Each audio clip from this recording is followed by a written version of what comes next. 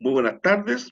Le presento la clase 27, que se denomina Constitución Política, Conceptos y Aspectos Fundamentales. El objetivo de la clase es comprender el concepto de la Constitución Política y conocer sus aspectos componentes más importantes. Una constitución es un conjunto de reglas que se pueden agrupar en torno a un documento, pero no necesariamente. Estas reglas generalmente se clasifican en una o más de las siguientes categorías. Por un lado, todas las reglas que organizan las autoridades públicas y sus relaciones entre ellas, por ejemplo, el gobierno, el parlamento, el presidente, el rey, etc. Por otro lado, las libertades públicas o libertades fundamentales que se otorgan a cualquier persona que resida en el territorio nacional del Estado que se trate. En esta última categoría, a menudo encontramos derechos y libertades, tales como la libertad de ir y venir, la libertad de expresión, la libertad de reunión, etc. ¿Ya? Es decir, desde el punto de vista material, una constitución en el fondo es un documento que señala, que reúne, que organiza un distinto cúmulo de elementos de fondo del Estado, siendo lo más importante los deberes y derechos de las personas, pero también las autoridades, sus atribuciones, los poderes del Estado, la forma en cómo se relacionan los poderes del Estado, etc. Ahora, la Constitución, hay distintas formas, ¿verdad?, de clasificarla. Por ejemplo, según su reformabilidad. Ya. De acuerdo a este aspecto, la reformabilidad de la Constitución, ¿verdad?, tenemos dos tipos. Las constituciones rígidas son aquellas que requieren de un procedimiento especial y complejo para su reformabilidad. Es decir, los procedimientos para la creación, reforma o adición de las leyes constitucionales son distintos y más complejos que los procedimientos de las leyes ordinarias. Es decir, una constitución rígida no quiere decir que no se pueda reformar, sino que presenta un sistema de reforma tan complejo que no es tan simple lograr cambiar la constitución total o alguna de sus partes. Eso se denominan rígidas. Las constituciones flexibles son aquellas que modifican mediante el procedimiento legislativo ordinario, lo que significa que una ley del Parlamento puede cambiarla en cualquier momento. ¿Ya? La constitución es flexible, en el fondo se puede modificar mediante el mismo procedimiento en el cual se hace o se modifica o se deroga una ley. Por ende, se denominan flexibles, ¿verdad? Porque requiere un procedimiento menos engorroso, menos complicado. Ahora, de acuerdo al origen de la Constitución, tenemos la siguiente: otorgadas corresponden tradicionalmente a un Estado monárquico, donde el propio soberano es quien precisamente las otorga. Es decir, son aquellas en las cuales el monarca, en su carácter de titular de la soberanía, ¿ya?, las otorga al pueblo. ¿Ya? Generalmente, aquellas constituciones que nacieron cuando se transformaron, ¿verdad?, las monarquías absolutas en monarquías constitucionales o parlamentarias, ¿verdad? Bueno, ahí tenemos constituciones como esta naturaleza, otorgadas. Siempre se ha dicho que la Carta Magna es un ejemplo de eso, que cuando el rey Juan Sin Tierra, ¿verdad?, presionado por la monarquía feudal, por la aristocracia feudal inglesa, entregó una constitución, ¿ya?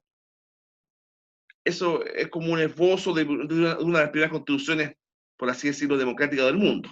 Personalmente pienso que más que democrática fue una constitución más bien de tipo aristocrática, ¿ya? Pero por lo menos generaba una cortapisa al poder real.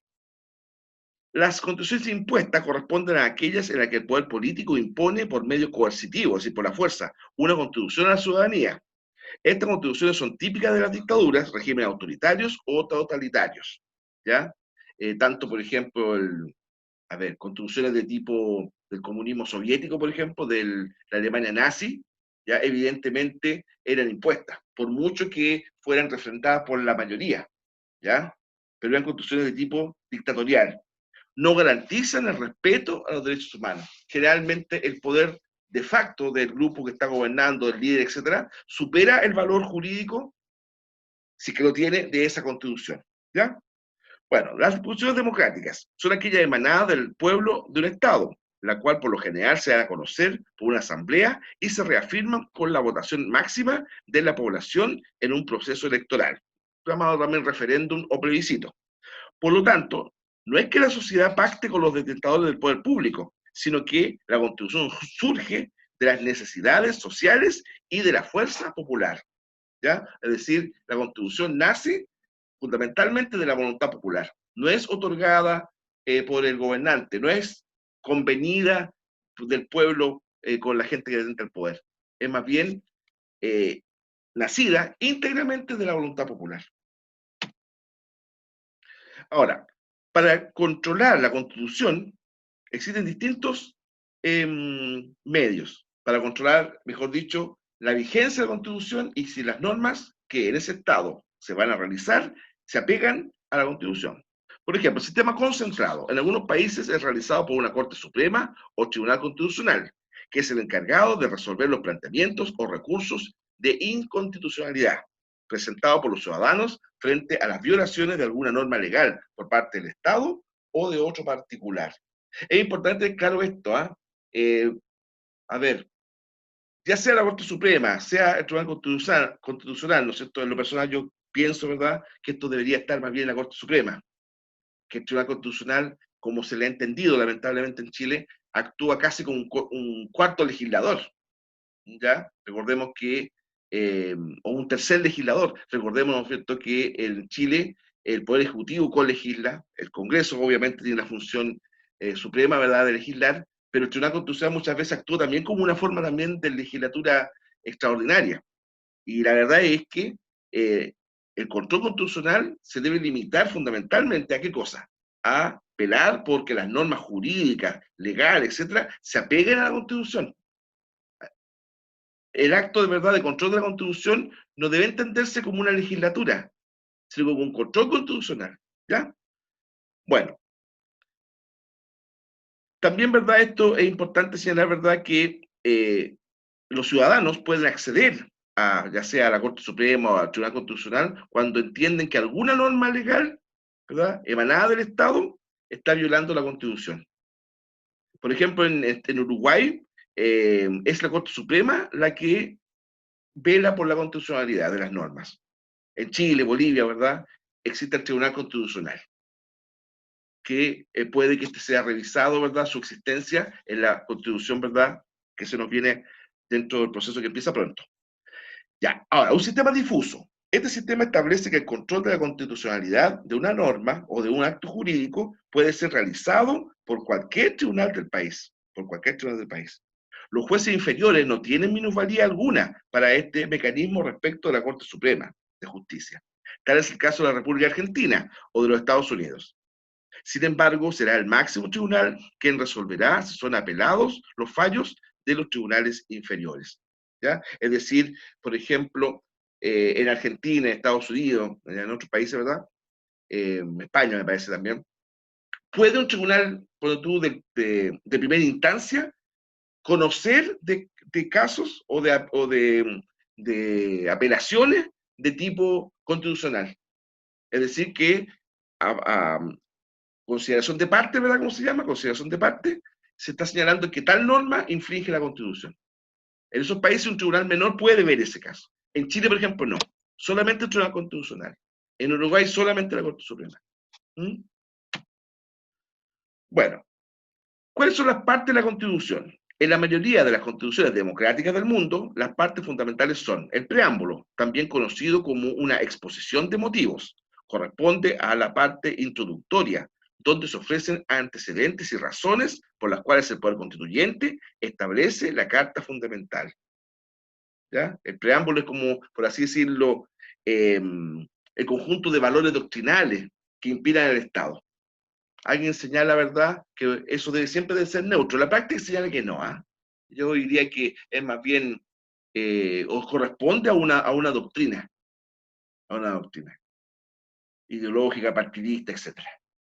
Ahora, la parte dogmática es la parte que se establece en principios básicos del Estado, como un régimen democrático y el respeto a los derechos fundamentales. Del mismo modo, trata los derechos y garantías. Es cuando se establecen, ¿verdad?, qué se entiende por derechos de las personas y de qué forma el Estado garantiza, promueve, proyecta, vela, cuida, etcétera, esos derechos. La parte orgánica se expresa la forma jurídica del Estado, la forma de gobierno, los poderes, ¿no es cierto? Ahí, ¿verdad? En el caso nuestro, la actual Constitución establece el poder presidencial. De hecho, nuestro Estado es presidencial, presidencialista incluso dicen algunos. número de órganos, las autonomías constitucionales, la relación entre ellos y sus respectivas competencias. ¿Ya? Sus respectivas competencias. Cómo los poderes del Estado se relacionan entre sí. Poder ejecutivo, legislativo, judicial, ¿verdad? Cómo es la relación entre ellos. La generación de esos poderes. ¿Ya? Procedimiento de reforma de la Constitución, apartado en el que se indican los órganos, procedimiento y quórum requeridos para su modificación. De hecho, una Constitución debe tener en sí misma la forma en cómo se modifica esa Constitución. Hay casos como el caso de Inglaterra, que es un derecho consuetudinario, ¿verdad? Que la Constitución inglesa no está presente en un solo texto, cosa increíble y cosa curiosa. La Constitución inglesa está presente en distintas normas jurídicas, porque en los ingleses, perdón, fundamentalmente hablan de o han aplicado el derecho consuetudinario, es decir, por la costumbre constitucional. Por tanto, no es un texto específico. Y se señala que ese texto jurídicamente está vivo, está en constante dinamismo, en constante modificación. Muchas veces los magistrados de los tribunales de justicia ingleses aplican normas constitucionales. Y cuando no existe ninguna norma anterior que trate de un punto específico de rango constitucional, esa sentencia de ese juez adquiere la categoría, ¿verdad?, de, por así decirlo, parte de la Constitución inglesa. ¿Ya? Entonces, es un tema bastante distinto como el caso de Chile, que nosotros tenemos, ¿verdad?, las normas establecidas, generalmente un texto escrito. Bueno, y también las disposiciones transitorias, normas que tienen como finalidad facilitar el paso de un ordenamiento jurídico, regido por las determinadas normas a otro, o bien normas que permiten adecuar la entrada en vigor de reformas constitucionales. ¿Ya? Es decir, ¿no es cierto?, cuando una constitución dice ya, para que esta constitución, el articulado permanente, entre en vigor, bueno, se tienen que dar determinadas condiciones y pasos. Eso generalmente se establece en las disposiciones transitorias. Transitorias. El caso más ejemplo, para muchos, ¿verdad?, bastante tortuoso, si ustedes quieren, traumático, fueron las disposiciones transitorias de la Constitución del 80 en su articulado original, ya que incluía, ¿verdad?, un cronograma constitucional, ¿verdad?, eh, que se iba a producir mientras todavía durara la dictadura, ¿ah?, o régimen autoritario, régimen militar, como queramos llamarle. ¿Ya? Bueno, ahí tenemos, ¿verdad?, un esquema de la Constitución, un preámbulo, la primera parte, las declaraciones de derechos y garantías, nuevos derechos, la segunda parte, lo que son las autoridades nacionales. Aquí este es un esquema fundamentalmente de un gobierno de tipo federal, ¿no? ¿Verdad? Las características del gobierno federal, los gobiernos de provincia, lo que serían, ¿cierto?, las intendencias, las gobernaciones. Eh, Tenemos el poder legislativo, poder ejecutivo, poder judicial, y finalmente las disposiciones transitorias. Este orden, acá en nuestro país, aquí, por ejemplo, debería cambiar, ¿no es cierto? Acá, autoridad de la nación sería gobierno, gobierno de la república, ¿ya? Poder, etcétera. Pero más o menos el esquema es similar. La parte primero de principio, dogmática, orgánica, ¿verdad? Y finalmente las disposiciones transitorias, cuando existan. Le dejamos estos links para complementar los contenidos de la clase. Links bastante amenos, asequibles, ¿verdad? Traten de verlos, porque así pueden complementar lo que en estos momentos, estos minutos, ¿verdad?, les he tratado de enseñar. ¿Ya? Espero que con claridad. Bien, pues, gusto en saludarles.